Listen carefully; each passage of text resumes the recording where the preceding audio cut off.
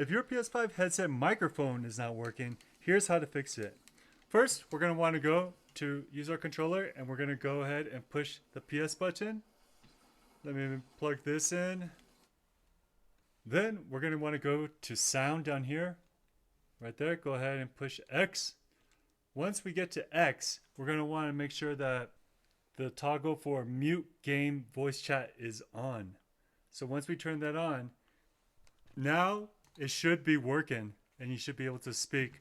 Also check to make sure that this is not on. If this is the light's orange, then that means it's on mute. So go ahead and make sure it's not on mute. And it should be ready to go now. You should be able to speak on your microphone. And what you could also do is just disconnect and reconnect, and it resets for the controller. And hopefully it's working now. If this video has helped, please consider liking, commenting, or subscribing. And I will see you next time. Let's go, baby.